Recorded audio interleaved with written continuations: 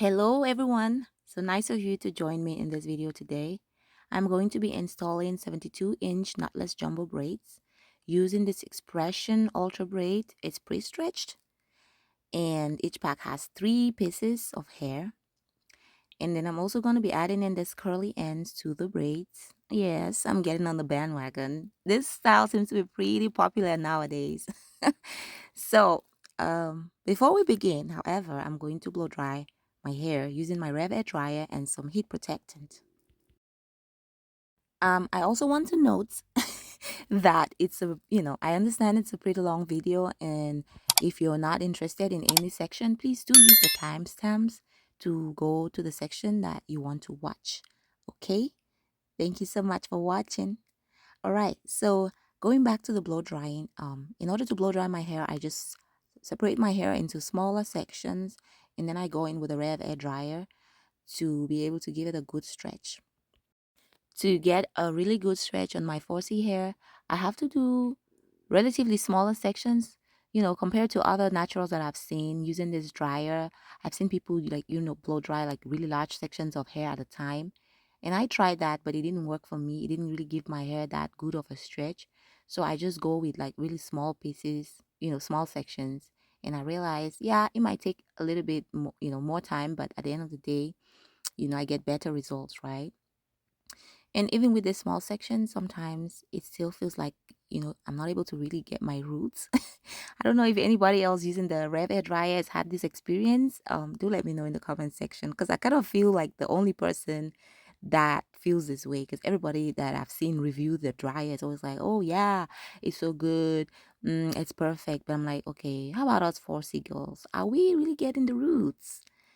I almost feel like to get my roots, I have to do like really tiny sections. Who has the time for that? Please. Anyway, so, but I mean, it's still quick. Using the Rev Air dryer, you're still able to blow dry your hair within a very short time. So I guess I would still use it. Um, so this process was quite fast. It took me not up to 30 minutes, and I was happy to do this because it made my parting so much more easier. I know you told your friend you're not okay, and tell me what's wrong and why you never said you felt that way. And guess you're trying to stay strong and fake a smile until I look away. But I've known you too long, it hurts to watch your blue eyes fade to gray as you fade away.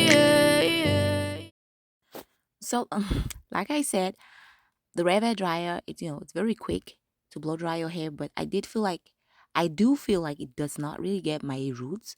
So whenever I finish with the Rev Air dryer, I still go in with my brush here my blow dryer brush that I trust so much. I still go in and I get my roots. I try to brush down my roots, and I feel like it really helps to straighten those roots and makes my hair less puffy at the roots. This is totally optional, and I only do it because I felt like my roots were not really stretched. And then I went in with some sulfur 8 hair oil. I applied it on my scalp and massaged it in. This sulfur 8 oil has been a lifesaver for me. I've mentioned in some past videos that I suffer from dandruff or some form of seborrheic dermatitis, I believe, where my hair would just get really flaky. Like 2 3 days after I wash, I'm just like looking at my scalp and I'm not believing it. Ever since I started using this sulfur 8, guys, I kid you not, it's been a lifesaver. If you have dry scalp or dandruff, you may want to give this a try, okay? Thank me later or not if it doesn't work. But I'm pretty sure it will work, okay? And then I also use some leave-in cream to moisturize my hair. I don't even know if I can call it moisturizing at this point because I have that heat protectant sitting on my strands. I don't know if it's really allowing anything to penetrate. But anyway, I still applied the hair oil because I just believe in applying some hair oil before I install a protective style, some creams. So that's my shea butter, by the way, that I'm applying there. And I really apply it all over the hair, but especially the ends because I just feel like, Anyway, so now onto the parting. The parting is going to be this was the bane this is the bane of my existence when it comes to installing hairstyles. I wish someone could just like part my hair for me, and then I'll just come in and plait it. Like, well, so the first row that I'm doing is, from ear to ear. Oh, look at that. And I put some shine and jam to try to make the line a little bit cleaner to the best of my ability. Okay, please don't judge. I'm not that good with parting. But anyway, I tried. So from ear to ear, make that big section, and then this section is this row here at the bottom is gonna have two braids. Yes, that's how jumbo this hairstyle is gonna be. So imagine this whole back section, two big braids, and then now we have from temple to temple, right? From the left temple to the right temple. I'm just gonna do this straight line across and try to clean it up. um so I mean, when doing this jumbo braids, it all depends on how jumbo you want them to be. I think at the end, I'm going to have like 18 braids in total. So yeah, the sections were pretty big.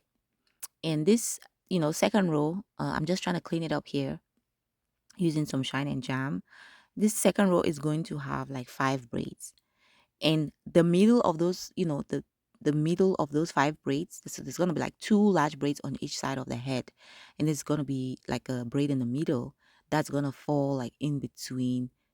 It's going to fall on top of those two braids at the bottom. So remember, when you're doing your box braids, you're kind of doing you're layering them like bricks.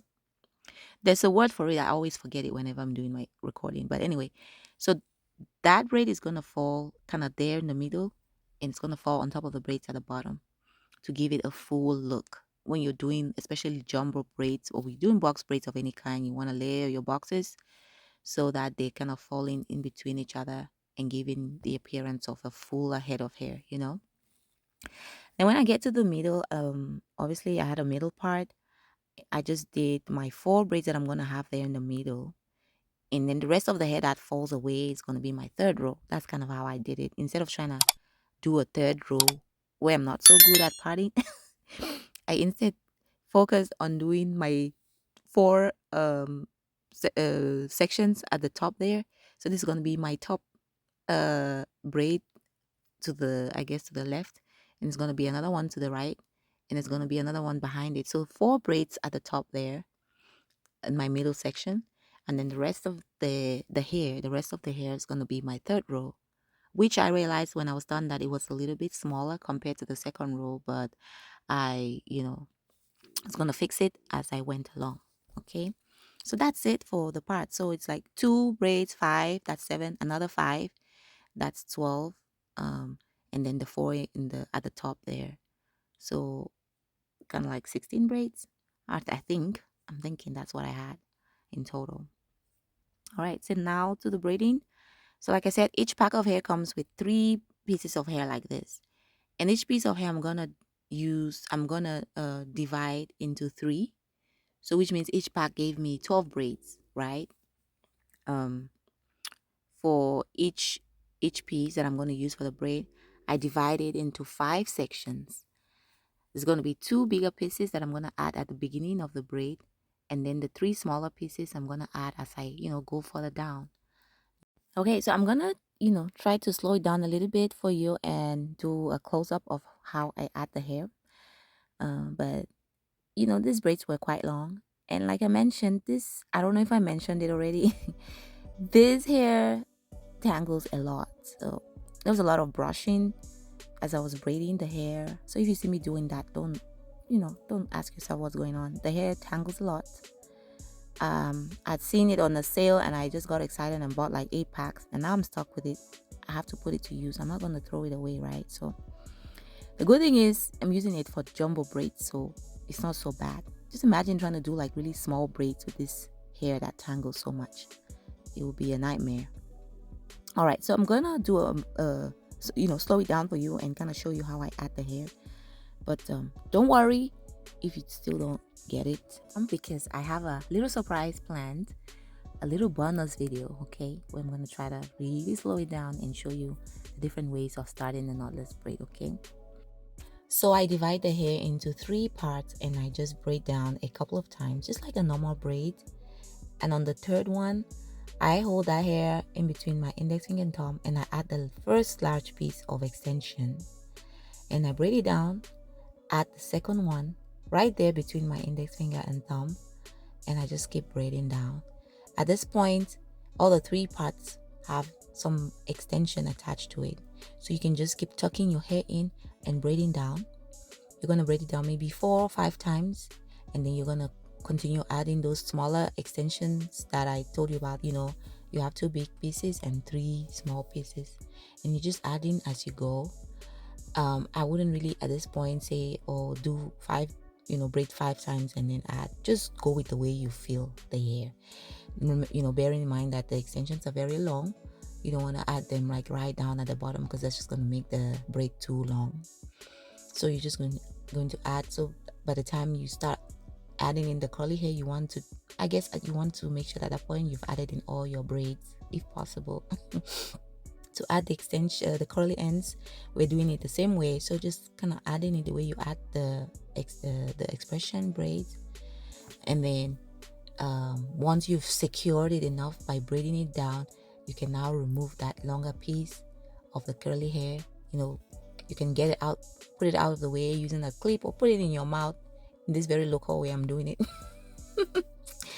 And then I realized I hadn't added enough of the smaller pieces of expression, so I just added it at this point. Like I said, there's no hard and fast rule to how you should add them. It just depends on how you're feeling, how the braid feels in your hand. And when you're adding the curly ends, obviously the spiky end of it, it's the shorter part of you add it in as the shorter part of the hair, so that you can really tuck it inside the expression, and you just braid it down while removing the longer curly piece. Okay, so that's how I'm doing it here. And I also add the curly end 3 times, and they're kind of a little bit close to each other. You can layer them however you see fit, so that your boho look is really gonna come out. But for me, because these braids were so long, I found it easier to just attach them right there close to each other like that. And then I was planning to curl the ends of the braid, so I didn't mind so much if I didn't have curly pieces towards the end. So the braid goes all the way past my waist, so by the time I'm getting to my waist, that height, I'm just gonna secure it with a rubber band, and then I'm gonna leave the other piece of it and I'm gonna curl it, just because I didn't want the hair to be too long. So I put the curls at the end. At this point I just put a rubber band there, secure it, and then I'm gonna curl the end so that it doesn't end up being like looking too long. Okay, gotta wear this to work. All right, so this braid I'm doing here is the one I told you about, that's falling in between the 2 braids at the back. And this is what I meant when I was talking about layering your braids, your boxes, so it gives it a fuller look. If you make your braids that they're falling directly on top of one another, it's gonna look less full.